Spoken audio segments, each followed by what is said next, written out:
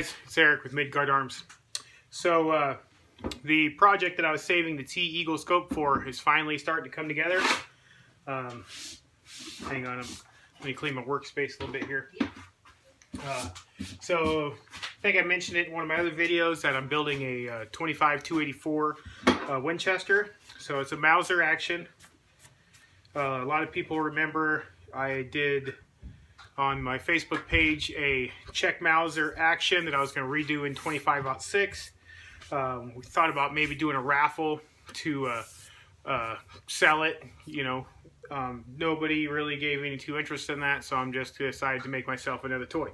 So here's the rifle. I just got it back from bluing. It's the same rifle, has the same crest insignia on it, you know. And right there, see if y'all can see it, it says 25-284. So 284 Winchester, very popular caliber back in the day. It was made to be essentially a 7 mag in a lever action platform. I think it came out in the Winchester, 100 series for their semi-auto, and I can't remember their lever action in the same looking gun. But that's what it was originally designed for, was to be a 7mm Magnum performance out of a lever gun. Okay, so the nice thing about 284 Winchester is you got pretty stout case capacity.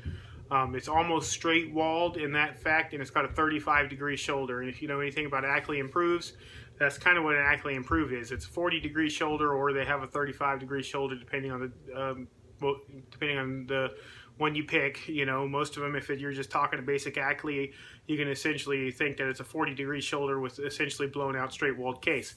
Adds, you know, up to 10% or more of case capacity. So that's already done in the factory cartridge, and it uses the same headspace or same bolt face, I mean, as a standard 30-06, you know, 0.473 bolt face. So anyway, that's the project. So I just got it back from bluing, sent it off to a gunsmith that I used to work with in California. Just got it back. So I have the dies on order. Here's the safety. Dies are on order. Actually come out pretty good. I mean, the bluing is amazing on this. So, alright, dies are on order. I'm going to get this thing fitted up to the stock that I got for it. We're going to go from there. And this is going to be kind of a dedicated bench gun that I'll use for occasional hunting. So the point of this video I wanted to do was to show you Richard Microfit's gun stocks. Okay, if you look them up under, I think it's under Microfit gun stocks or Richard's Microfit gun stocks. They're out of Southern California. Excellent quality stuff. So I ordered a stock from them. It's one of their laminate colors. It's the imperial laminate, and it takes about 8 weeks to come in or so. It's been a little bit over that. It's maybe been 10 weeks maybe. I just got it in today, and this is it right here. So online, the red here, it says it's a rosewood in gray. It says it's really makes stainless steel weapons pop.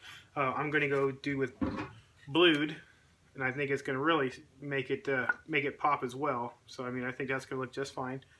So this is how they come. So I got it with the recoil pad already done. It's a 1-inch recoil pad. It's probably more than I need for a 25-284. I mean, it's probably going to recoil like a 25-06, which I usually don't do a 1-inch recoil pad on my 25-06s when I do them. But I got this. I got it in the Monte Carlo. I was thinking about maybe doing a rollover for it, but I wanted something that would be more, not necessarily bench style, or else I would have went with like a, you know, Boyd's Prairie Hunter or something like that.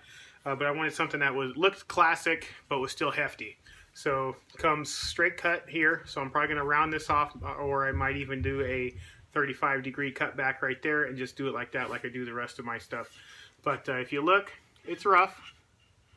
Definitely needs sanding and finishing and stuff. Your flutes are marked, but they're not really brought to a point up here. Honestly, to me, if you look at it right here, it's a little off center on this side, so I'll probably straighten that up, maybe cut this flute a little bit more center, and then leave it like that. I don't really care to have a really classic fluted point right there, but I just wanted to show you guys the quality of that stock. And I mean, just look at the beauty in it. And let's see, do I have any?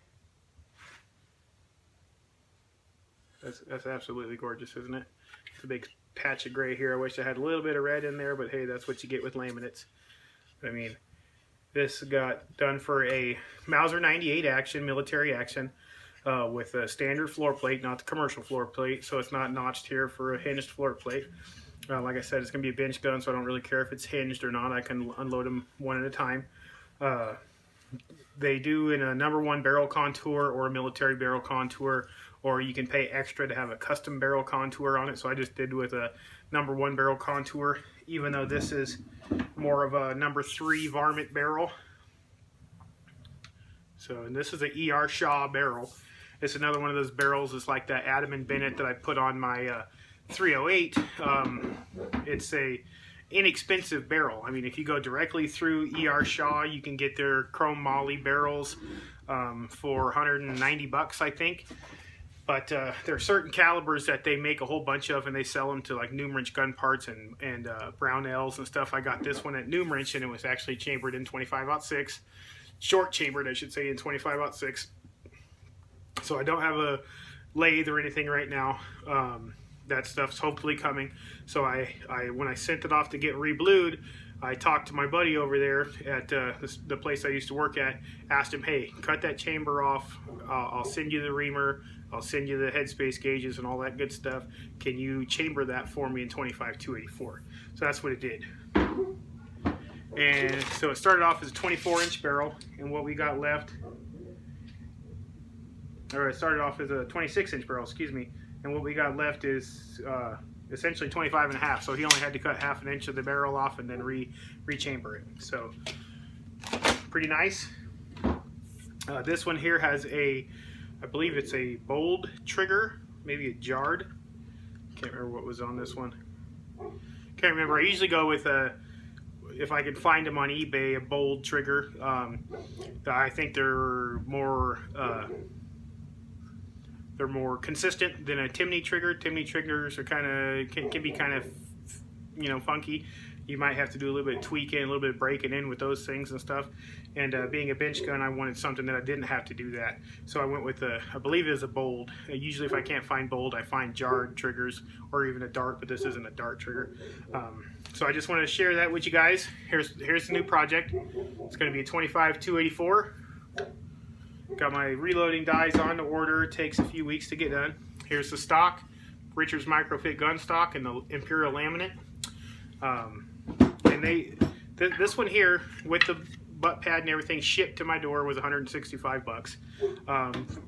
Very reasonable price if you ask me. If you look online on eBay and stuff, or even Boyd's gun stocks and stuff, they start out like $195, and that's baseline price, and you still have to do all the finish work like you do on this and everything else. So this one here is 99% press fit, you know, so you'll have to do some removing of some material in here to get the perfect fit to the action. I'll definitely have to open the barrel channel out because I got a #3 barrel and this is a #1 contour on the barrel.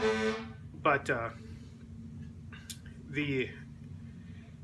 for what you get for the base price of this, $109, then you add the recoil pad and then you add little bits here and there and stuff. Shipping is like 17 bucks.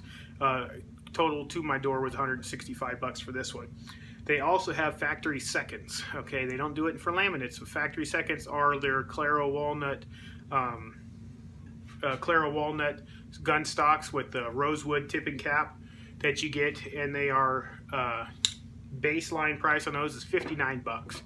So factory second on those is they either have like a drying check in there, like a little crack or something.